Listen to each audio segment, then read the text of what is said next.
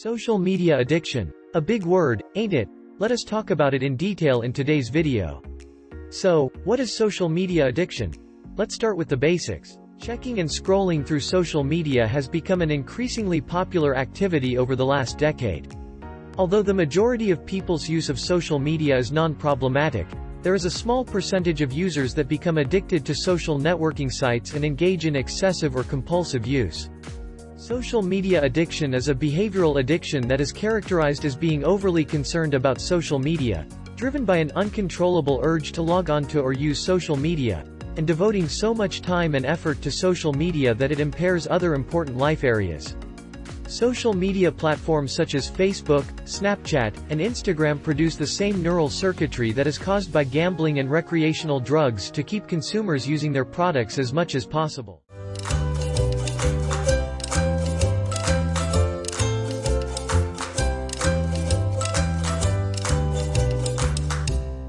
Now, let's talk about its effect on our brain.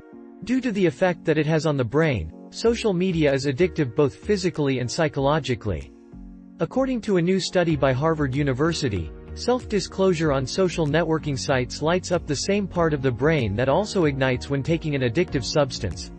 Social media provides an endless amount of immediate rewards in the form of attention from others for relatively minimal effort. When a person posts a picture, they may receive positive social feedback, which stimulates the brain to release dopamine, rewarding that behavior and perpetuating the social media habit.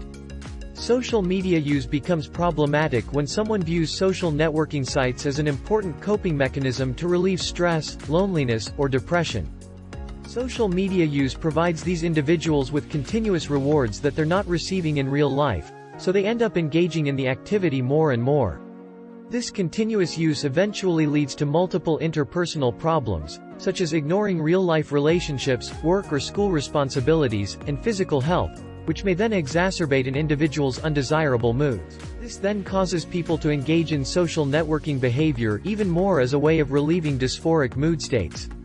When social network users repeat this cyclical pattern of relieving undesirable moods with social media use, the level of psychological dependency on social media increases. Now, let's talk about how it's affecting the youth tremendously. An estimated 27% of children who spend 3 or more hours a day on social media exhibit symptoms of poor mental health. Overuse of social networking sites is much more problematic in children and young adults because their brains and social skills are still developing. Research has shown that adolescents who habitually use social media from a young age have severely stunted social interaction skills. The constant barrage of perfectly filtered photos that appear on social network sites can also cause low self-esteem and disordered eating in young adults. Though many teens know that their peers share only their best pictures and moments on social media, it's very difficult to avoid making comparisons. The ongoing exposure to unrealistic beauty standards through social networking sites can affect how teenagers perceive their bodies. One study from the University of Pittsburgh found a correlation between time spent scrolling through social media apps and negative body image feedback. The need to gain likes on social media can cause teens to not only alter their appearance but also to make choices they would otherwise not make, including accepting risky social media challenges and engaging in negative behaviors.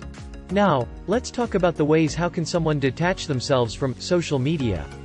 We already know that social media decreases your productivity, decreases your self-confidence after seeing the perfect influencers on social media. So here we will discuss 5 ways to avoid this addiction.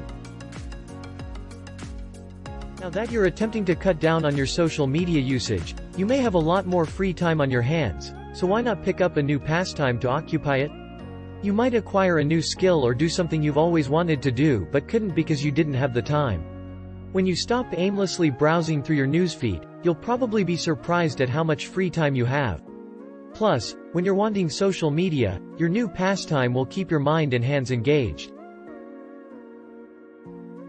Rather than keeping up with your friends and family members' lives through social media updates, send them a text or call.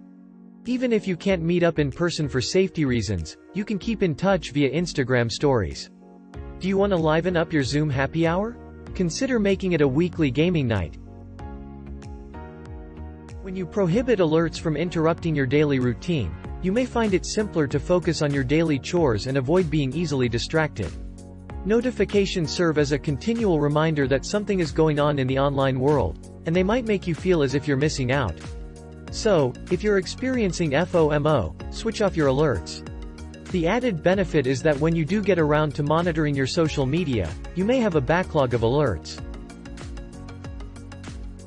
Limit the amount of time you spend on social media by setting a timer on your watch or phone.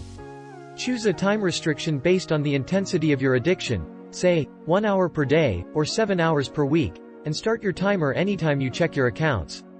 When you've reached your limit, stay strong and resist the urge to add more time. This will put your willpower to the test, but it will be well worth it in the end. Consider social media to be a delight.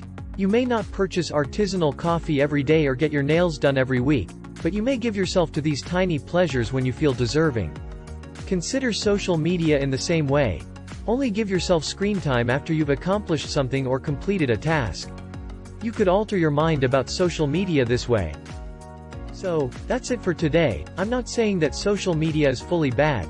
It helps people in many cases, but being addicted to it is not good, especially for the young generation. Now, if you've enjoyed the video, then hit the like button, and if you're new to my channel, then tap the red subscribe button. If you want some business, marketing, cryptocurrency information, then you can go to our second channel link in the description. And I'm giving away the Rich Dad Poor Dad ebook for free. Go and check it in the description. Thank you. Have a good day. See you in the next video.